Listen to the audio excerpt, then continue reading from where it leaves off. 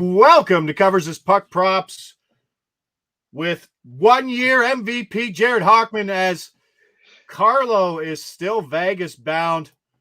This is my take on last night's card. I have never flipped a score and saw a 3-2 game turn to a 5-3 game. It was incredible. There were 4 power play goals. There was a penalty shot goal. Following the penalty shot, the Leafs scored 2 more goals in 20 seconds. So an absolute dud on that under.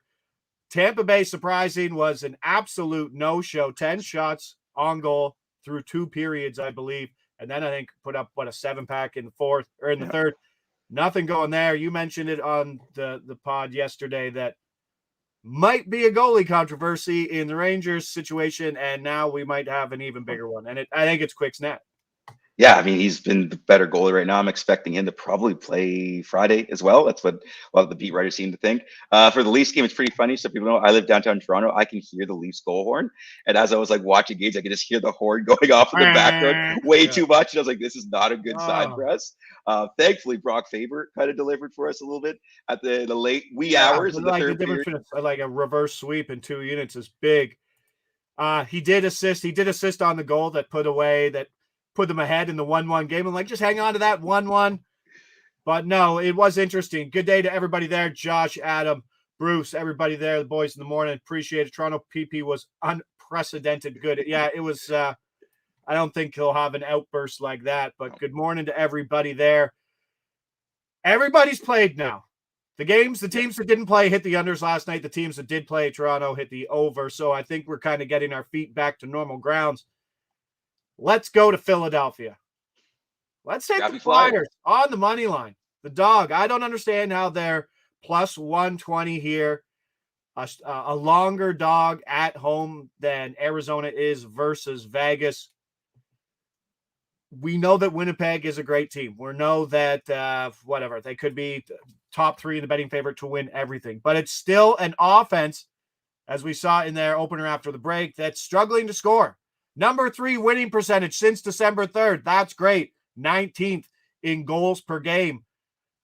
Sub 3. That is a big deal. Philadelphia shutdown game versus Florida. Absolute shutdown game. When you see a team that's ahead by a goal and only gives up 4 shots to the home team in the third period, that's domination, and that's what we're seeing with Philly. Urson was struggling before the break, and now he put up that little 1 goal on 21 shot outing. I like it a lot. It's starting to move. And if this moves any further to plus 115, I think plus 115 is a buy point. Anything after that, Jared, I'm hitting the Winnipeg team total under 2.5 at plus 130. Philadelphia, 9 straight wins of holding their team to under 3 goals. Got anything to add on this game on Winnipeg, Philadelphia, throwing under the bus there? I mean, it's a scrappy Tortorella team as we're used to. They did get that big boost with Owen Tippett coming back. He was back in that Florida game. That kind of adds the depth a little bit more. They can push down the lineup. And I mean, look at for Winnipeg. Yes, I know they added Sean Monahan. Really big boost at center over Vlad Nebesnikov, went down to the 4th line. Still got to get him kind of integrated. There's still questions of how good is he? Was he kind of boosted by just getting all the opportunities in Montreal and kind of playing meaningless games? So we're not going to see quite yet. We don't know how that's going to work out. Yeah, I think again, Flyers are a good team at home at plus money. I don't see in what should be a low scoring game, which kind of gives it a better chance for the Flyers to grind it out. I mean, It's kind of hard to say no. I've taken that there. No, that's it. We got a total of 5.5, so a close game expected. So value here on Philadelphia at home versus Connor. I mean, Laurent Bressant's numbers are still better than Connor Hellebuck's in his start. So it is crazy. It's really systemy, but I do like the fact that Sean Monahan didn't jump into the lineup like guys like Kuzmenko and Lindholm did with that much. Urson for Calder. Now we're talking. Now we're talking. I mean, I don't want to throw out the V word, but if he goes on a run here and gets every game, but look at you, don't talk. We still have guys like Shesterkin who are at the top who is not priced properly in the Vezina market, and like I said, it's heavy system there in Winnipeg. So let's go Philly money line plus 120. Over to you. There's one you like. We were high on Tampa Bay. They stunk. They were awful. Man, they laid it. It was like weird. They laid like a reverse sleepiness. Like they were good in the first period against the Yeah. Rangers, and then like fell apart the rest of the way. Now they're on a back-to-back. They're against the Islanders. I'm actually looking at the Islanders three-way money line at plus money. Regulation. Take them. Talk Regulation me win. into it. Listen, I know they limped into the break. They start off with that win in Toronto on Monday. This is more a fade of the Lightning. Like I said, they looked awful. No offense. They couldn't generate anything. You're probably not getting Vasilevsky in that night. You're probably getting Jonas Johansson, who's played twice since December 7th. So He's brutal. He's not great. And then I know the Lightning have been winning without Sergachev, but you get him back. You get that ugly injury, took the wind out of their sails. Like Yeah, it just deflating for sure. that's a deflating, and that might linger over, especially when you don't really have a chance to kind of reset and go. They just didn't look right. You saw, Cooper put Stamkos on that second line. I think by the third period, he had him back on that top line loaded up. I like this, I think it's a good spot for the Islanders. They are priced. They were a big home favorite. I think they're like the minus 145. Take them in regulation. Just get that plus money. This is a really weird spot for Tampa, and I think you can kind of fade them, as I don't think they're going to have a lot of energy in this game after they really looked so bad last night and that injury that happened to Sergey. Checking out Sports Interaction here, Call. They're trying to look at when you start talking Sammy Urson 40-1s here. Let's see what they're offering on the Calder. I still don't think Bedard is. All right, so Sammy Urson's 50-1 at Sports Interaction for Calder. I mean, Darren Folks will be doing victory laps out there if that happens, but there is something to it. And Carter Hart's probably not played anytime soon. You're probably going to look at a Tortorella team. They play defense. It's going to be low-scoring games there. They stay hot, go on a run, maybe. It's going to be tough. Favors really got that kind of main line, playing 27 minutes a game, especially with Bedard out. But, people love a goalie, and goalie can make a difference. Yep. All right, so sold on the Islanders. We need Andy Francis in here to talk to us about it as an Islander guy, but can the Islanders go on a run? Like yes. If Sorokin jumps in, right? Like if Sorokin plays like the Vezina betting favorite that he was out of the gates. And we saw what Matty Barzal really is like when he's not insulated by a crappy system that's being run by a 90-year-old man who won't let you grow facial hair. But it's the defense, though. They've been leaky all year. I know, but they haven't had everybody there, right? Like Adam Pollock has been in and out of the lineup, and Pollock has been in and out of the lineup too. And those guys are absolute massives. Oshie plus 150. That's a big number. That is a big number. I was snake bitten. I wanted him on. Who did I have him with as the line pairing for the Tuesday or Wednesday games? Is it Strome? No, Strome's with Ovechkin, and then he's with. Oh, he's probably with what, Manta? Oh, Pacioretty. Sorry, so he's. Right. The old man. He's moved down to PP2. Oh, he's second line, but he is PP1, so he's on that Pacioretty line. It was just trying to get the right matchup. How is this total 6.5? The Islanders under 6.5, 4 in the last 5. Adam, appreciate it. Johansson. Exactly. Yeah, it's a fade on Johansson, who pretty much every game he plays now is 6.5. But wouldn't be surprised if we saw some under money come in that, especially after what Tampa Bay was last night. Let's go to Colorado. Let's go Colorado, Carolina. The boys are back in the top line here. Different guys. I'm on Tuevo, minus 105 for a point. You're on Jarvis for a point, minus 135. Love top line guys at home. Love the change. Love the fact that Colorado can get ahead and they have to play catch up in this spot. But both guys have absolute talking points in a sense that this can cash. Tuevo points, 9 points last 10 games. I have this better than a coin flip in this spot. Top line, PP1. As good as Colorado's been, they're bottom 10 in goals against average over the last 30 games in a PK that is league average. And we know this Carolina power play can light it up. I'm sure kind of the same talking points with Seth Jarvis, who is Aho centers it, and these are the two guys on the wings. Yeah, and Jarvis has found the score sheet in 5 straight games and 8 of 9. Like I said, like Tavo got on that first line for Philly. For me, it's the matchup, though. Colorado, we know they're top heavy. You got McKinnon and Rantanen and Drouin, but I've kind of noticed that when Carolina's at home, Brendamore loves deploying the Jordan Stahl, Martinook fast line against the opponent's top line. that means that the Aho line, these guys are going to get to go against the second or third line for Colorado, which if you look at that depth chart, you're looking at like Miles Wood and those kind of guys like are on the second line. So they're going to have a lot of chances to tilt the ice away from McKinnon and Makar and Rantanen. And I think you said they're playing hot. They're playing against inferior competition because the Colorado team is not deep. Aho is what, plus money for over 1.5 point total, and you get these other guys. Exactly. Yeah. You know, you get the line whoever mates. plays with Lindholm, or not Lindholm, whoever plays with Pettersson, like he's one guy's 1.5 points, the other guy's 1.5 points, and the other guy's minus 130 on the wing playing in the same opportunities. Yeah, 100%. So I like them both. It's funny. I was going to kind of talk about Teuvo too. You've got it as well. Take both sides of the flank for Aho there at very reasonable prices in what should be high scoring opportunities. It's just looking at that Colorado lineup right now. When you It's got to tough. bring in Zach Parise to fill a middle six role, you're Off the couch. hurting. And Arturi Lehkonen was, I think, just a producer of a situation playing net front on that PP and on the wing. Yeah, it's they really do miss Landeskog and kind of the depth that he helped give them, and like they lost Kadri and all these other guys that are gone. Who's on the personal leave list for issues? Oh, Nichushkin.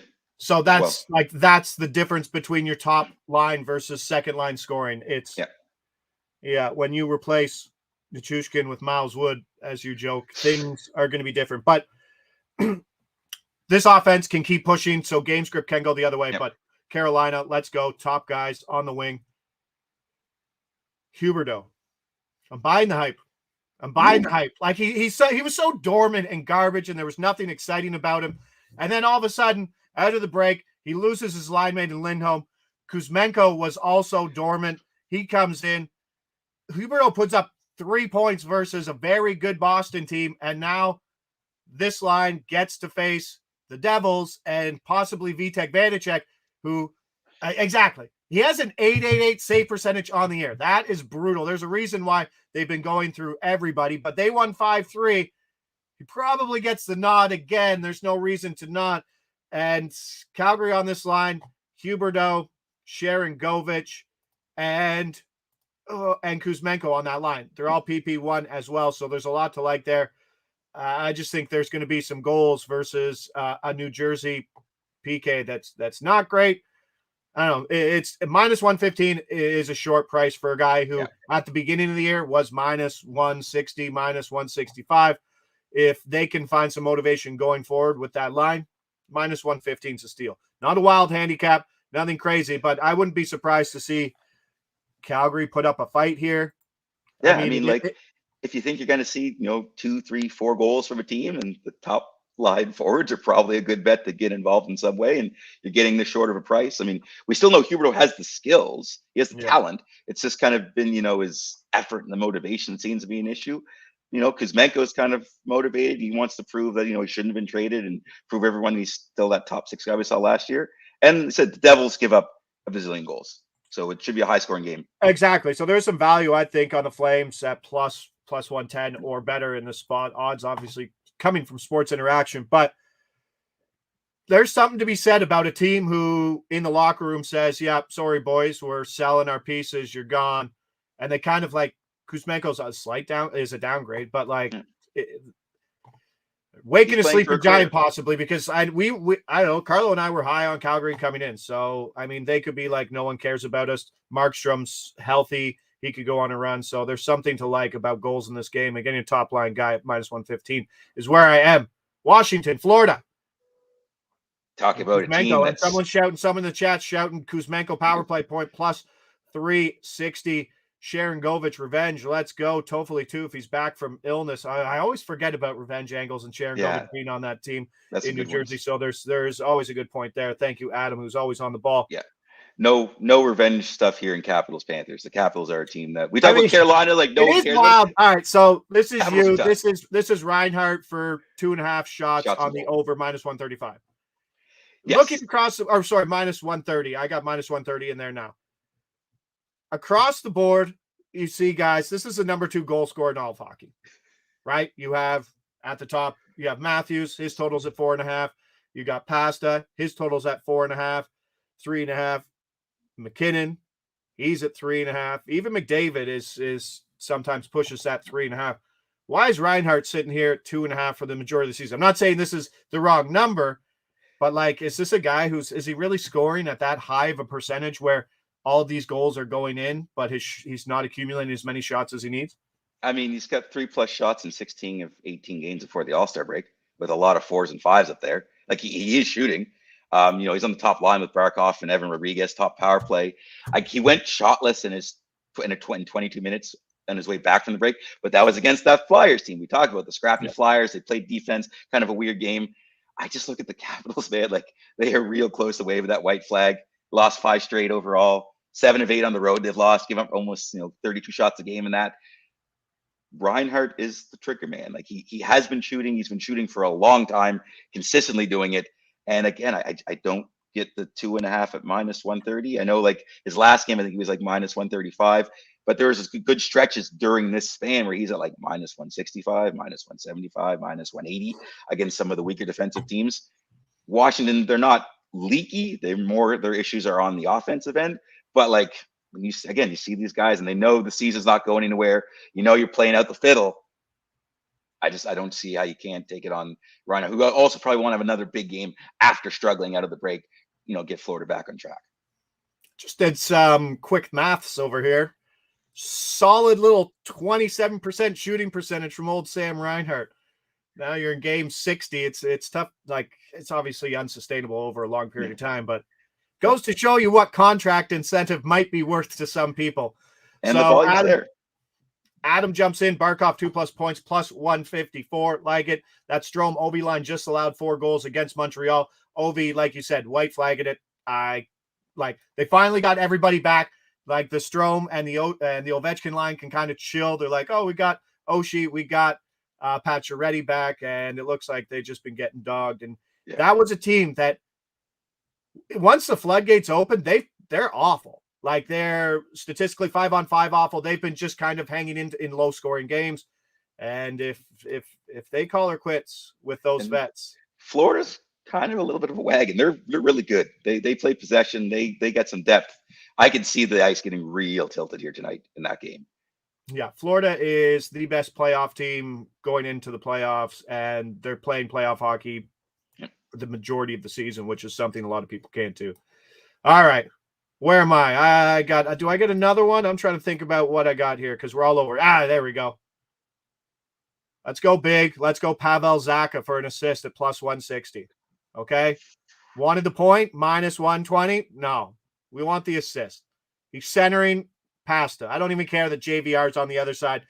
This comes from a handicap of a JVR point 2 days ago where you're like, oh shit, I probably should have hit Zacha. You should always take the center. You should always take the center when it comes to situations like this. They touch the puck more, always. And Boston coming off a loss, it's just like, here you go, Pasta. Here you go, Pasta. Get us back in the win column. And Zacha's just a guy who, he centers power play 1. Yeah. It doesn't make any sense. And in the spot for Boston that needs to make the comeback here, they're not a team that's going to lose 2 games at home. So let's go Zacha for the assist for plus money. Getting greedy on that one. Talk me into it. I already hit Philly on the dog. You talk about Arizona. But like, the market's moving this way. This was Arizona -120, +120, +125. It's moving this way. I don't think Philly should be a longer home favorite than Arizona, but here we are. We don't know if it's Logan Thompson. We don't know if it's Adin Hill. If it's Adin Hill, this number's going back up. Yes, and I'm probably staying away if it's Adin Hill. But some beat writers, from what I heard, sounds like it's expected to be Logan Thompson. He's given up 10 goals in his last 2 outings, both on the road. Vegas has not been great on the road overall, lost 6 of the last 8 away from the Fortress. And I look at their last 7 games overall, they've got a Corsi for percentage of 41.8%. They are not playing good possession hockey. They probably aren't going to have a great goalie in net tonight. They tend to struggle on the road. Arizona, they're kind of plucky, though. They've won 3 out of 4 at home in that little bandbox of like a junior hockey rig that they call. Connor Ingram gives them a goalie advantage tonight if it's Logan Thompson. And I think the plus money's worth it. I probably wouldn't go any shorter than +115. And if we find out that it is Adin Hill, who might be that could be a Vezina candidate, talking about right there. He's got the numbers to do that. If he's in nets, I'm probably staying away. But if it's Logan Thompson, I'll take a flyer on the Coyotes. Yeah, Aiden Hill is on fire. Aiden Hill, statistically the best goalie in all of hockey. But Logan Thompson, not so much, as William mentions there in the chat. They miss Eichel. Yeah, they certainly are missing some pieces. And Doriev, what's Pavel Doriev or whatever his name is. Yeah. He was playing top 6 minutes. I know he was questionable last game. Not sure if he's in that spot tonight. This is this is 999 for Pietrangelo, right? Because 1,000 is going to be in Arizona or in Vegas. Yes. Right? So Carlo is down there. They're celebrating this. They're celebrating. They're celebrating it after this game. And then they're going to go to, I believe it's the Saturday. They'll play Saturday night, and then which is his, Petro's 1,000th game, and then Super Bowl in the city is absolute bananas. I'm sure convincing your wife to do that, probably not so much. It's not so easy, but that sounds like a good time. Arizona, last talk, not related to betting on hockey. What is a beer? Like a tall can, like a 500 ml tall can at Scotiabank Arena, $16, $20 with tip. Yeah. Right. Yeah, I vote that. Do you think you're paying that same price at the Mullet Arena? Like if you had to set the over under on a price of a tall can, a Busch tall can, what do you got at Arizona? I don't even know if they have the storage capacity for tall cans at Mullet Arena. I don't even know if they're allowed to sell. Because it's a college arena. It might be $14 at MSG. Darren says that's cheap. That's still cheaper than New York City. $14. Toronto. That's crazy. Yeah, Toronto. It's like $16.50, $17. $16, and these guys make like minimum wage instead of like a tipping wage, right? And we're still tipping them like $1 billion. Yeah. So Mullet Arena. I mean, maybe it's like a student special to get like a $9.95 for a Busch Light or something like that. Wouldn't pay $5 for any Busch. You take that garbage out of this chat, Darren Falks. You take that out of here. The great call on the Urson, 50-1 is out the window now. You don't badmouth Busch. 16 in Edmonton. I mean, Neil Green, there he is. We're probably paying the same price across Scotiabank. What's the other Scotiabank is Calgary, right? I believe. Yeah. So I'm sure all Waste Management Open going to be. Yeah. Speaking of drinking beer, Waste Management. Wait till you get a hole in one at 16 there or whatever. They go crazy. Oh yeah, no, I get it, but like you probably still get a cheaper beer at the Waste Management than you are at Scotiabank Arena. Oh, easy for sure. Yeah, so. No wonder nobody wants to go to games anymore. I can sit here and complain about beer prices all day. Producer Mick's just like, guys, I got stuff to do. Could you wrap it up? But I appreciate everybody there. If anybody there in the chat, don't forget to hit the like, subscribe button, leave a comment. Let me know the cheapest place you can get a beer at a professional sporting event. Because, I mean, that's when we were in Taiwan, baseball games, we could bring in our own coolers. It was absolute insanity. But yeah, let me know. Cheapest place. Quick recap. We go up the top. Let's rip it all the way home. Philly money line plus 120. If that gets any shorter, don't be afraid to pivot to the Winnipeg team total under 2.5 at a better price. Islanders 3-way regulation. Why is it a 3-way? Because you can bet the win, the tie, the win, money line, regulation plus 110. Double stack Carolina top line, Tuevo point minus 105. Jarvis minus 135 for a point. Going both sides on Aho. Huberdeau buying the hype. I'll regret it in the morning, but buying the hype at minus 115. Reinhardt over 2.5 shots on goal, minus 130. Florida at home. Hopefully that scorekeeper is nice to us as always. Pavel Zacha, missed him on the JVR point, but we'll take him here over 0.5 assists plus 160. Wrapping it up at the Mullet plus 115 on the money line. I'm Josh. With a $9 beer. But yeah, we haven't figured that out yet. We got nobody down there because no one goes to Arizona games, even if you can be 3 people to watch a game. We'll be back tomorrow. We'll let you know. Yeah. East MVP, Jared Hockman. Appreciate it. We'll be back here tomorrow, 10 a.m., doing all this over. Appreciate everybody there in the chat. To the Buttes. We'll see you tomorrow.